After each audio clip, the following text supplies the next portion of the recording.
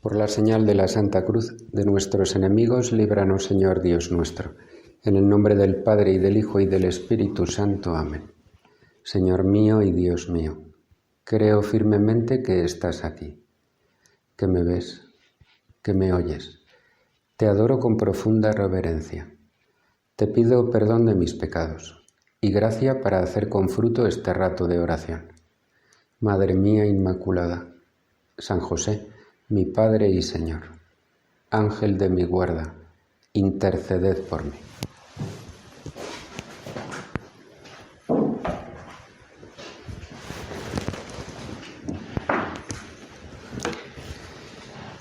Que me ves, que me oyes. Seguimos hablando contigo, Señor. Ya has estado un rato por tu cuenta con esos textos o hablando con Jesús, contándole, preguntándole, sabiendo que si has aprovechado con alguna imagen o alguna cámara que estaba enfocando al sagrario, que está ahí. Pues ahora continuamos contigo. Y con esa escena que estamos contemplando, la de este domingo que aparecía en el Evangelio. Hemos visto a unos discípulos desanimados, entristecidos. Tú que te acercas a su lado, que no son capaces de reconocerte.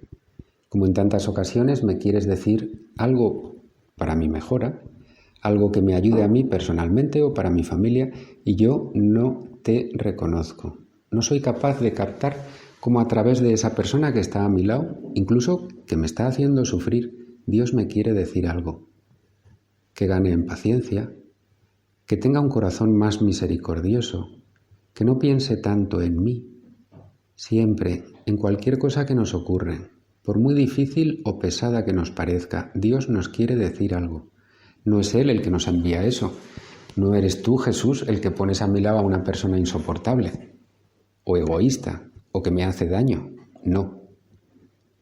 Tú cuentas con la libertad nuestra, y yo, lo sabemos todos, y tú, podemos hacer el mal.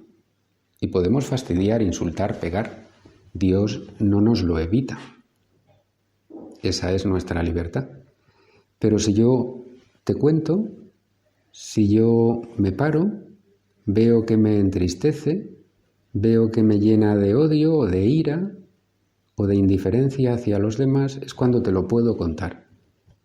Y te pregunto, y como estos apóstoles te han contado a ti lo que ha ocurrido, a ti que ya lo sabías, pero no por ti para conocerlo, sino por ellos, para que al contarlo van tomando conciencia de eso que les está entristeciendo, y ahora es cuando tú les ayudas. Entonces él les dijo: «Qué necios y torpes sois para creer lo que dijeron los profetas. ¿No era necesario que el Mesías padeciera esto y entrara así en su gloria?» Es como si me dijeras a mí: «Pero todavía no comprendes.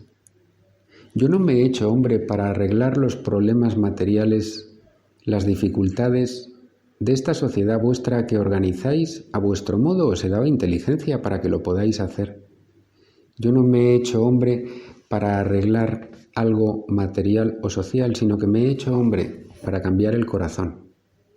Eso es lo que necesita curación». ¿Qué pasaría si fueras al médico y le dijeras: «Mire, tengo un problema, tengo envidia»? ¿Envidia? Sí, envidia. ¿Y? ¿Que me la cura? ¿Cómo me va a curar a mí un médico la envidia? Todavía la ciencia no ha descubierto cómo curar el rencor, el egoísmo. No hay una medicina, no podemos ir a la farmacia y decir: «Oiga, ¿me da algo para la ira?» Sí, nos pueden dar un tranquilizante, pero no esa ira que sale del corazón. Nos pueden quitar el nerviosismo fisiológico. Pero hay algo en nuestro corazón que nos lleva a odiar. Nos lleva a desear el mal a otro. Eso no hay medicina que lo cure. Y eso es lo que a nosotros nos hace infelices, lo que produce el mal. ¿Cuánto daño hace la mentira? ¿Cuánto? Y no nos damos cuenta. ¿Cuánto daño hace una crítica? Si pudiera la medicina curar la crítica, el hablar mal de una persona que no está presente, la difamación, quitar la fama, el prestigio a alguien. y lo hacemos libremente. Podríamos callar. Y eres tú el que permites esa libertad y nosotros decidimos qué hacer en cada momento. Por eso, Señor, tú no me propones ni me prometes el éxito como lo consideramos en esta tierra, sino que lo que tú me prometes es tu ayuda para que yo, cambiando ese corazón mío y haciendo obras buenas, pueda yo ser feliz ya en esta tierra y después para siempre contigo en el cielo. Y comenzando por Moisés y siguiendo por todos los profetas, les explicó lo que se refería a él en todas las Escrituras. ¿Qué haces tú, Señor, para que entiendan lo que ha pasado? Darles a conocer las Escrituras. La Escritura, la Biblia, es la palabra de Dios, el Antiguo y el Nuevo Testamento. Dios que habla a través de los profetas, de los hechos que ahí se relatan, y Dios que una vez se hace hombre, en el Evangelio, tenemos algo que Él dice o que hace. Y si leemos el Evangelio y vemos esas palabras tuyas como dirigidas a mí, y me fijo en tu comportamiento sabiendo que es el modelo que tengo para imitar, ¿cuántas cosas cambiaríamos? Les va explicando, comenzando por Moisés y siguiendo por todos los profetas, para que entiendan. Señor, necesito escucharte, aprender a escucharte, no escucharme a mí cuando oigo o leo tu palabra. ¿Qué me quieres decir tú? Es la palabra de Dios como una semilla. Ahora en este tiempo que tenemos podemos encontrar algún ratito para leer el Evangelio y nos ayudaría mucho. Estamos ya tan acostumbrados desde hace tantos años a leer el Evangelio, las que vais a misa, el domingo, el fragmento que se lee, el pasaje que corresponde. Pero uno y luego otro y lo otro y otro, pero nos falta a veces la unidad. Nos ayudaría mucho en estos días poder leer con calma, pues voy a cogerme San Mateo o me cojo San Juan y me voy a leer el Evangelio de San Juan como si estuviera leyendo cualquier novela. Y veo ahí y entonces verás como hay muchas cosas que conocías pero no sabías relacionar. Ay, es verdad, y aquí cura este ciego y después hay aquí la multiplicación de los panes y de los peces y después pasa... eso nos ayudará a comprender bastantes cosas, pero sobre todo a meternos a profundizar en la palabra de Dios. Por eso yo te aconsejo que todos los días dediques un rato a leer el Evangelio. Y si has hecho teatro cuando eras niña o haces teatro actualmente, verás y te acordarás, o por lo menos sí que lo has contemplado, que uno ahí lo que hace es representar un papel, un personaje. Es muy distinto el que está subido al escenario actuando al que está sentado. Si yo veo una obra de teatro, contemplo lo que ahí ocurre. Pero si yo subo al escenario, soy un personaje que está ahí. San José María nos aconsejaba, y es algo maravilloso, a leer el Evangelio como un personaje más. No a contemplar, que ya sería un primer paso, a imaginar de verdad esa escena, a verte a ti, Jesús, con los dos discípulos, cómo se detienen entristecidos, y veo lo que ahí está pasando y lo que tú les dices, lo que ellos te contestan, cómo tú les vas explicando las Escrituras. No, un poco más. Yo me meto en esa escena. Puedo ser uno de los dos discípulos de Emaús y estoy ante ti en el sagrario, o si no tienes esa posibilidad, en tu casa recogida hoy en día con estos medios, como habéis visto, puedes coger y conectarte ahí con un sagrario, con Jesucristo en la custodia, y entonces lees el Evangelio. Pues yo voy a ser Cleofas, o no, o el otro. Pero, y tú te acercas y no sé que eres Jesús, y me preguntas, ¿qué pasa? ¿De qué habláis? Pero no te das cuenta, Jesús. Están todos los periódicos en la televisión. Jesús no, pero usted no se ha enterado, pero ¿no sabe lo que está pasando? ¿Cómo cambia entonces? Ya no soy alguien que lee una cosa que ocurrió hace 2000 años, sino que precisamente el personaje de ese libro está vivo. Y lo mismo que dijo a esos apóstoles, a los discípulos, a ese ciego al que cura, al cojo al que hace que ande. Yo soy igual y tengo cojera para atender a los demás y tengo ceguera para ver las necesidades de una persona que tengo al lado y tengo sordera y no quiero implicarme en esto que me puede complicar la vida. Y entonces, metiéndome en las escenas, aprendo mucho de ti. Empiezo a hablar contigo, tú me cuentas, hablamos juntos.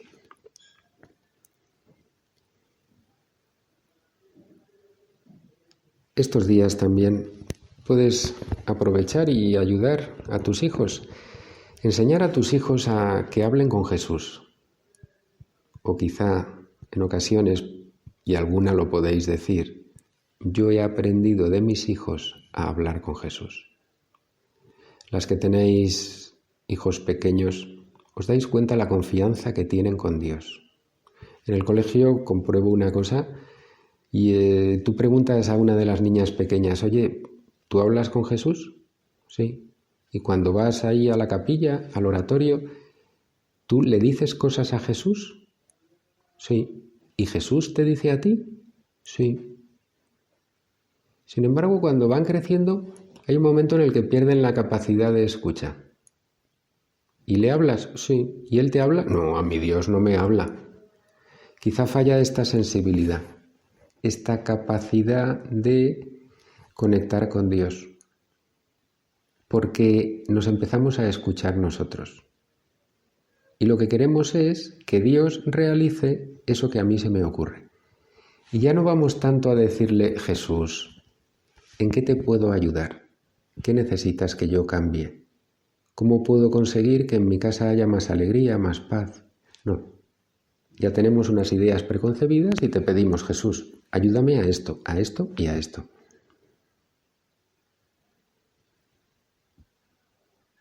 Ese ratito, todos los días, de la lectura del Evangelio, metiéndote ahí como un personaje más y hablando con Dios. Hay algo que puede ayudar. Por lo menos has comprobado que cada noche, cuando te acuestas, hasta que te duermes, y ya depende la edad que tengas, pasa más o menos tiempo. Hay gente que dice, pero vaya, ahora ya cada día duermo menos. Sí, quizá las abuelas podéis ver, me cuesta conciliar el sueño. Pero si os fijáis, hasta que nos dormimos, nuestra cabeza no para de funcionar. Somos inteligentes. Y la inteligencia hace lo propio, valora, mide.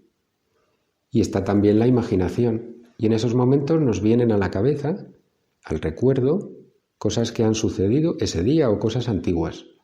Algo que me ha dolido, que me ha alegrado. Y lo repetimos mentalmente, teniendo en cuenta que cada vez que eso me viene a la cabeza, suscita el sentimiento correspondiente. Si ha sido algo que me ha ofendido o me ha herido, en ese momento me enfado. Si es algo que me ha llenado de alegría, pues tengo un poquito más de gozo y de serenidad.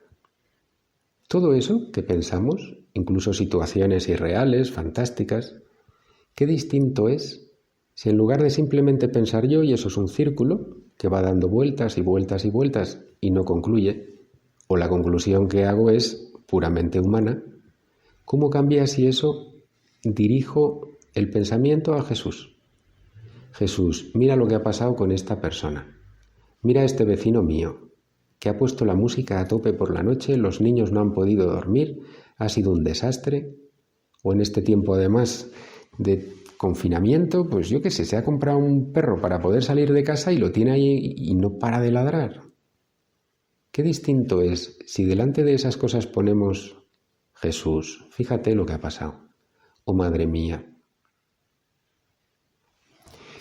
Ya no estoy dando vueltas. Estoy manteniendo una conversación, estoy hablando con Dios. Todo pensamiento dirigido intencionalmente a Dios, Él me entiende.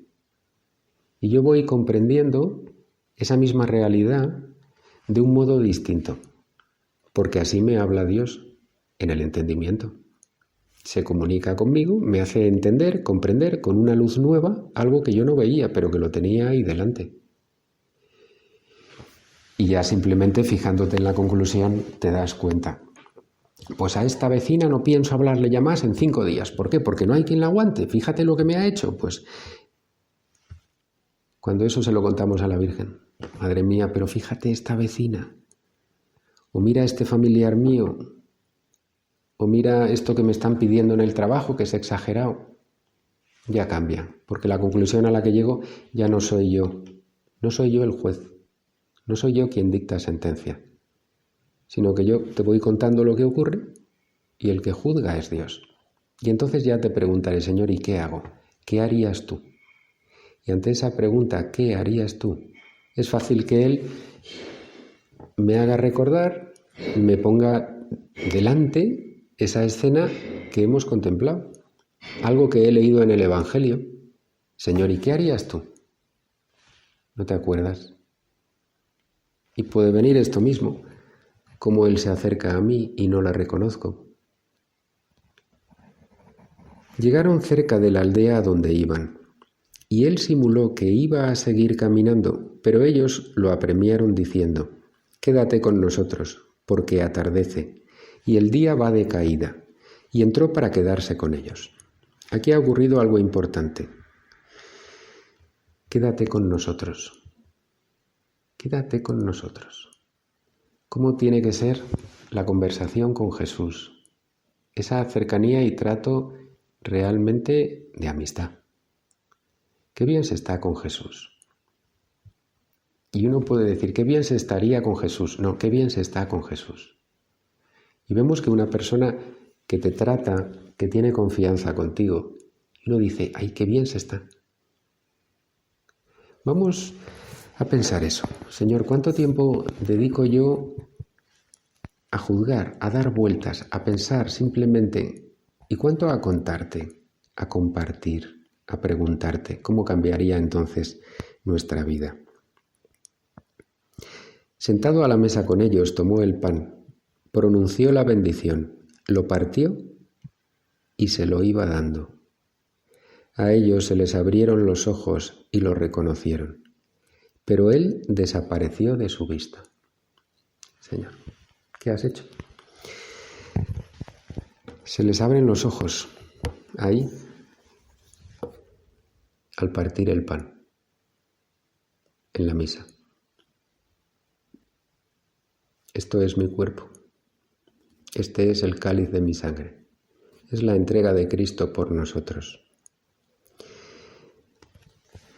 Habéis leído en esos textos hace un ratito sobre la misa, la Eucaristía.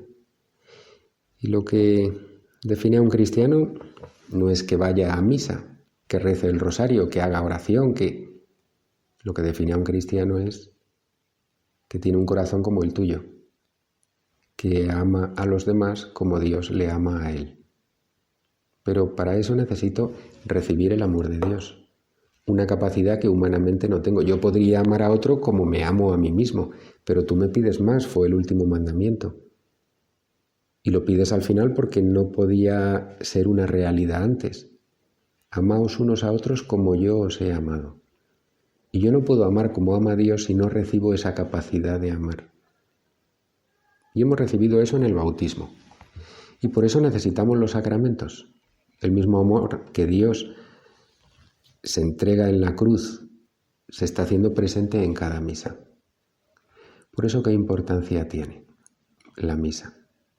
Muchos podéis decir, bueno, yo es que sí, de pequeño iba a misa porque era la costumbre familiar y acompañaba a mis padres, después quizá uno siguió, otro ya lo fue dejando un poco según si iban los amigos o no, o en la época de la universidad o cuando uno empezó a trabajar, después vino el matrimonio, los hijos y a veces tampoco hay grandes explicaciones, uno ha dejado de ir a misa. Y ahí, Señor, nos está ocurriendo una cosa y es que no acabamos de entender lo que ocurre, sí, por falta de conocimiento. Si pusiéramos a un gato un día, si tenéis un gato en casa, lo sentáis en una silla, en la comida familiar, veréis que se aburre. Es animal, sí, pero no es racional, por tanto, no es capaz de entender qué está ocurriendo con esa sonrisa, con la mirada de ese hijo tuyo, con el comentario que está haciendo el otro. No lo entienden, no porque no oiga, sino porque le falta la inteligencia y no es capaz de interpretar cosas que cualquiera de nosotros ve que con esa mirada está diciendo cállate, o que esa persona con la tensión con la que está hablando está manifestando un enfado grande. No puede, no tiene esa capacidad. Nosotros en el bautismo hemos recibido la vida divina, podemos comprender, entender, hablar con Dios y podemos amar como Él ama. Y para eso los sacramentos, y en este caso lo que estamos viendo, la misa, a mí me transforma. Participar en la misa es el momento de la pasión y de la resurrección de Cristo.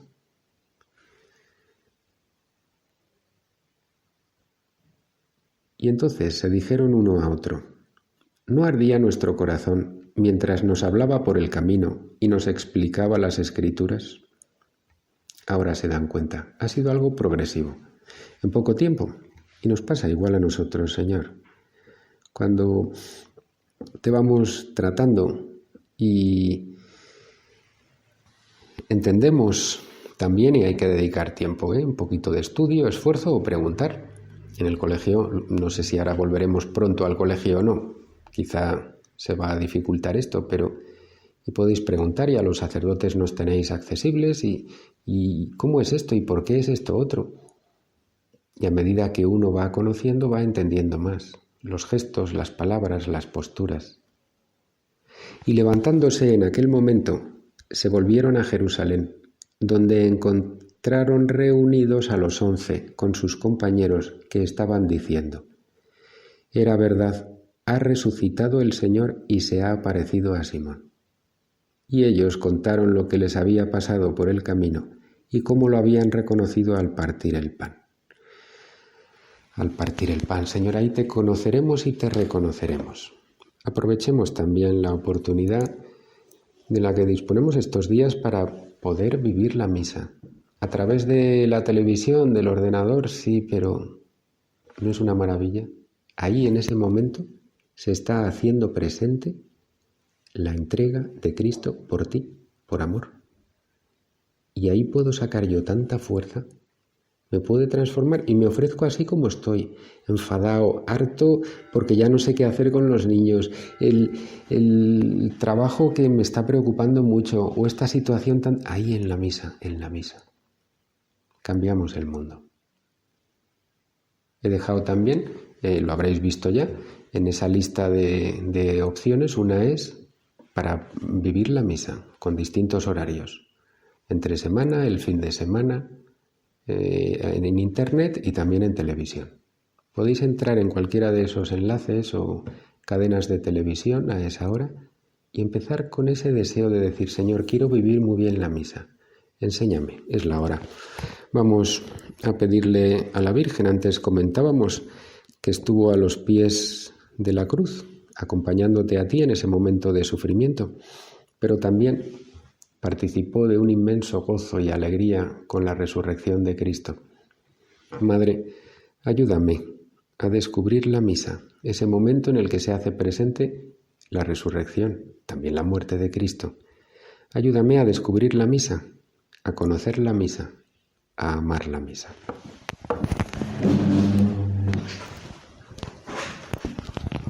Te doy gracias, Dios mío, por los buenos propósitos, afectos e inspiraciones que me has comunicado en esta meditación. Te pido ayuda para ponerlos por obra. Madre mía Inmaculada, San José, mi Padre y Señor, Ángel de mi guarda, interceded por mí.